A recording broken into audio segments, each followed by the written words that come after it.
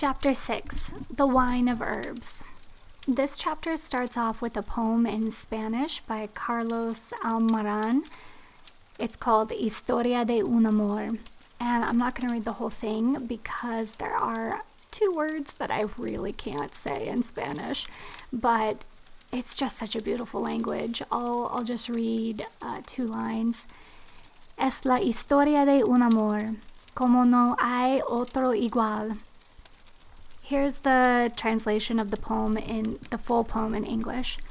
Always you were the reason for my existence. To adore you for me was religion.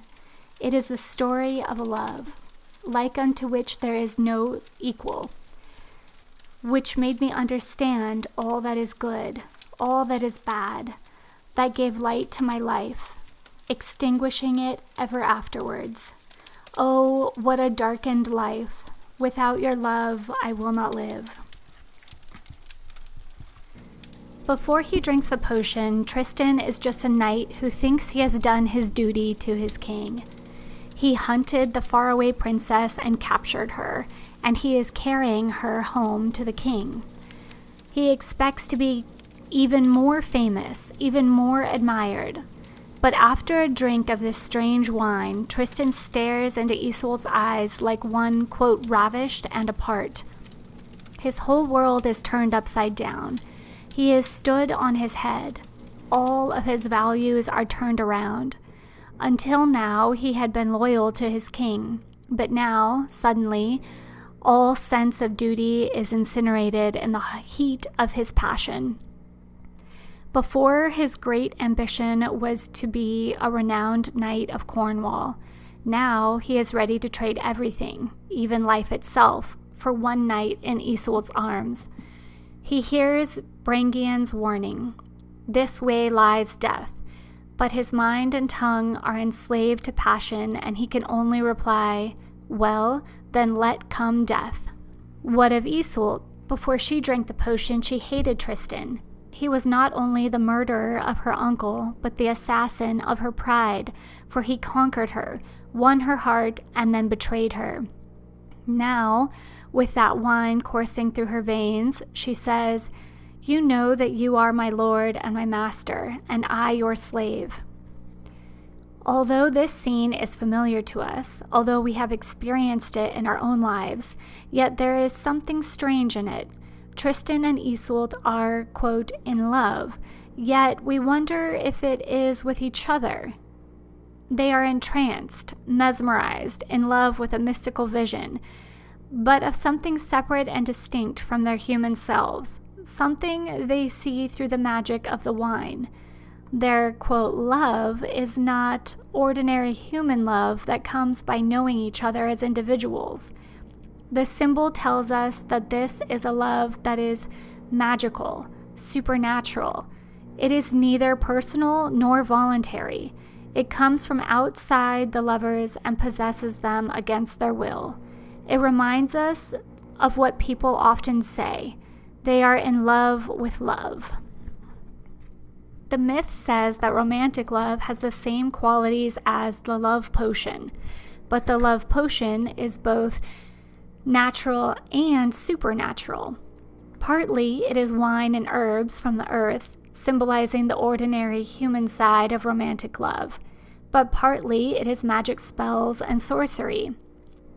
What is it in romantic love that is evoked by these symbols? We know there is something inexplicable in romance.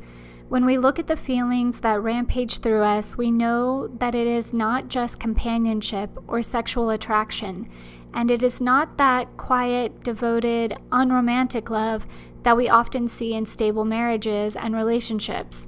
It is something more, something different. When we are in love, we feel completed, as though a missing part of ourselves has been returned to us. We feel uplifted, as though we were suddenly raised above the level of the ordinary world. Life has an intensity, a glory, an ecstasy, and transcendence. We seek in romantic love to be possessed by our love, to soar to the heights, to find ultimate meaning and fulfillment in our beloved. We seek the feeling of wholeness. If we ask where else we have looked for these things, there is a startling and troubling answer: religious experience. When we look for something greater than our egos, we seek a vision of perfection, a sense of inner wholeness and unity. When we strive to rise above the smallest and partialness of personal life to something extraordinary and limitless, this is spiritual aspiration. Here we are confronted with a paradox that baffles us, yet we should not be surprised to discover that romantic love is connected with spiritual aspiration, even with our religious instinct, for we already know that courtly love, at its very beginning, so many centuries ago, was conceived as a spiritual love, a way of loving that spiritualized a knight and his lady, and raised them above the ordinary and the gross to an experience of another world, an experience of soul and spirit. Romantic love began as a path of spiritual aspiration. Unconsciously, we seek that same path in romantic love today. In the symbolism of the love potion, we are face to face suddenly with the greatest paradox and the deepest mystery in our modern Western lives.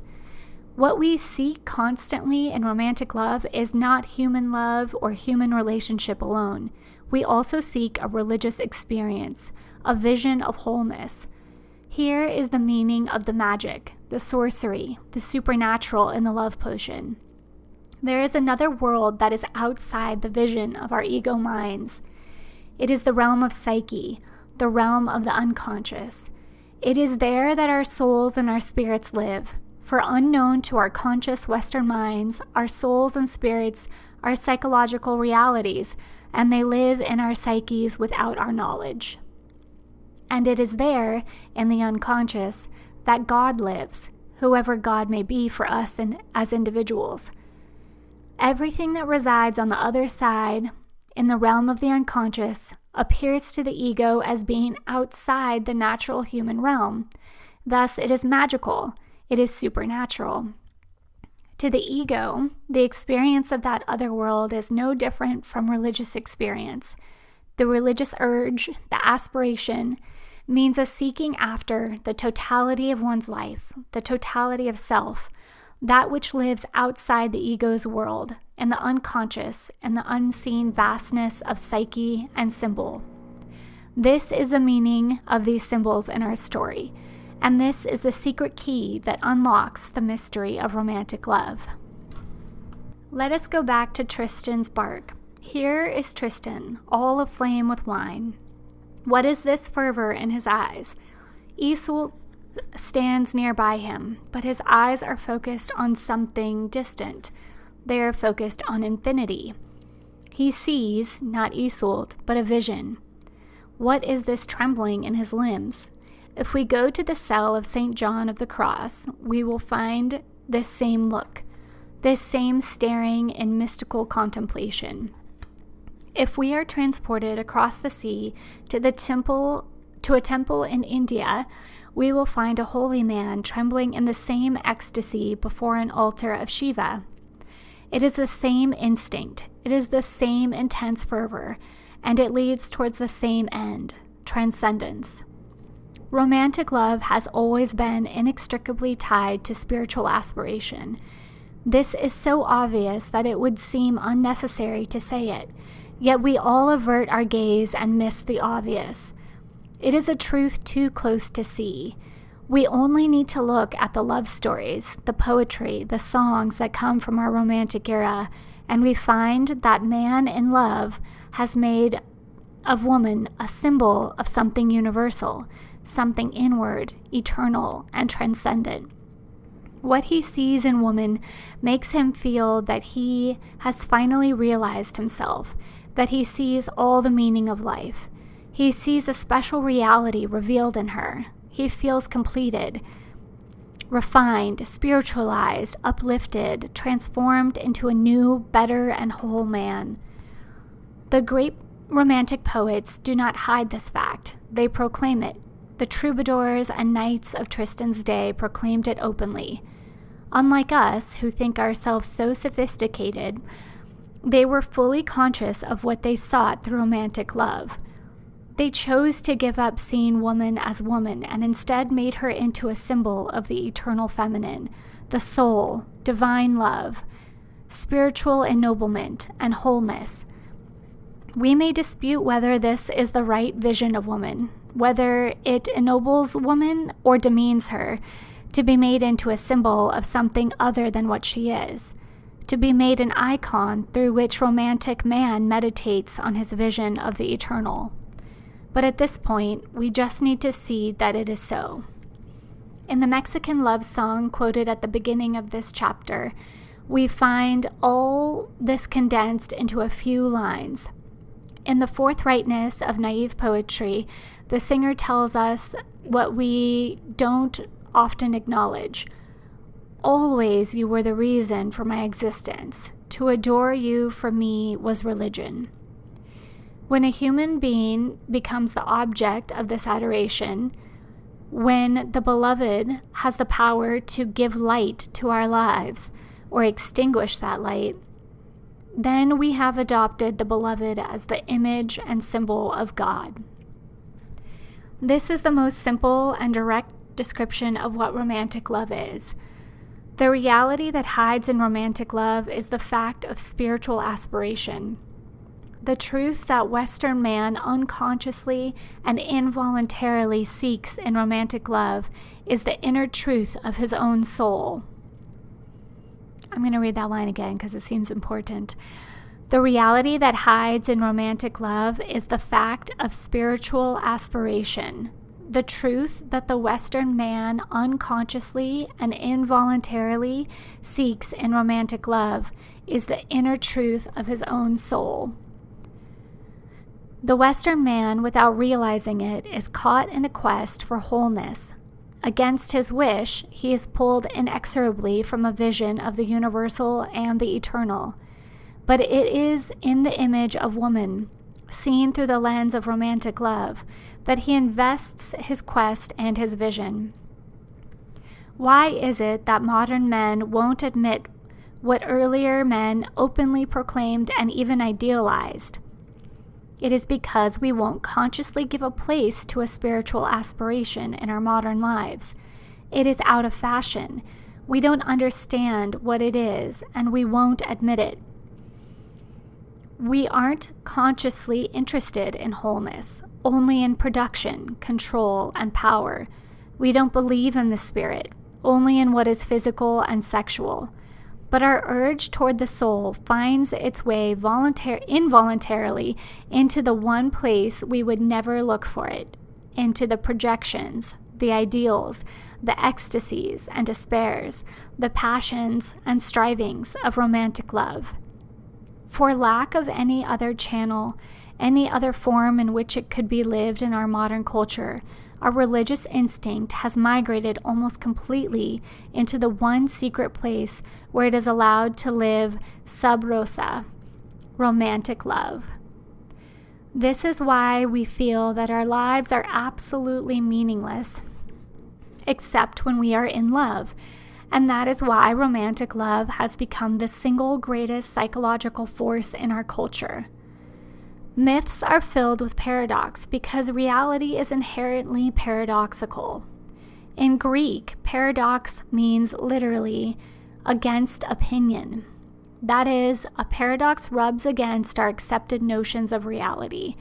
We like to believe that we already know everything, that we have everything figured out. This is why true paradox is always painful.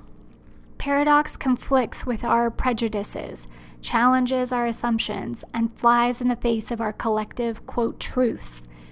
This is why we prefer to call myths fairy tales and to relegate them to children.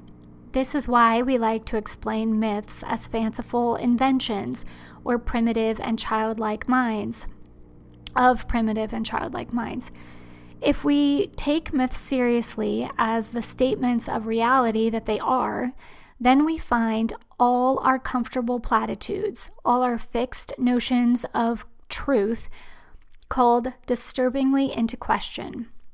To look at a myth for wisdom is to return to the primal material of the psyche.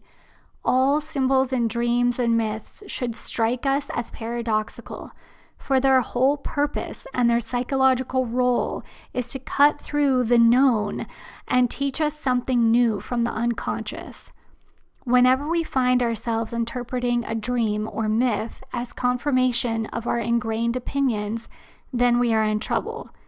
Symbols do not flow from the unconscious to tell us what we already know, but to show us what we have yet to learn.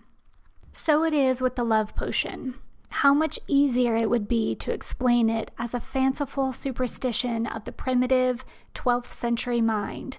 The love potion is the penultimum paradox. Nothing would go against opinion more than this, that it is our own religious instinct, our own unconscious quest for the other world that gives romantic love its magic, its unearthly intensity, and otherworldly expectations. Nothing could violate our common sense more. We assume we know what romantic love is, although we know nothing. We assume that we understand it perfectly, although in fact it is incomprehensible. We assume that we are controlling it, when in fact it possesses us. Our culture serves up a whole set of truths about romance that we unconsciously and automatically accept. We never question them, and we are irritated if anyone else does. But here we are confronted with the paradox, and we can't sidestep it. Romantic love attempts to experience the other world in a searing, all-enveloping ecstasy that completes one, makes one feel psychologically whole, utterly fulfilled, and in touch with the meaning of life. If we are mystified by this, that is exactly the point. Romantic love is a mystery. It is an energy system that surges out of the unknown and uncharted depths of the unconscious, out of a part of ourselves that we don't see, don't understand, and can't reduce to common sense. Like the love potion, it has seized us against our will, stands us on our heads, turns our lives upside down, rearranges our loyalties. We forget our precious plans, give up our beliefs, and abandon the ways of life to which we have clung. It is this out-of-control quality in romantic love that gives us the deepest clue to its real nature. This overwhelming, ecstatic falling in love with someone is an event deep in the unconscious psyche that happens to one. One does not do it, one does not control it, one does not understand it, it just happens to one. This is why the Western male ego has such trouble coping with romantic love. It is, by definition, out of control. It is out of control because that is what we secretly and unconsciously want from it, to be ecstatic, lifted out of the sterile confines of our tight little ego worlds. That bursting of bonds, that transcending of the ego mind is religious experience, and that is what we seek. Western men are taught that the male ego must have control over everything within and everything around it. The one power left in life that destroys our illusion of control, that forces a man to see that there is something beyond his understanding and his control, is romantic love. Formal religion and the church have long since ceased to threaten Western man's illusion of control. He either reduces his religion to platitudes or ignores it altogether. He seeks his soul neither in religion nor in spiritual experience, nor in his inner life, but he looks for that transcendence, that mystery, that revelation in woman. He will fall in love. We take a jaundiced view of religion in our age, particularly because what passes for religion has ceased to have much meaning for us. Carl Jung opens up an approach that takes us back to the roots of religion, the experience of psyche as soul, as a reality. he discovered that each person's psychological structure includes an independent religious function. This does not mean there is a need necessarily to follow a particular creed or dogma, but it means that each human being comes with an inborn psychological urge to find a meaning in life. We all have an intuition that we could see ourselves as whole persons, see the ultimate meaning of life, experience ourselves totally.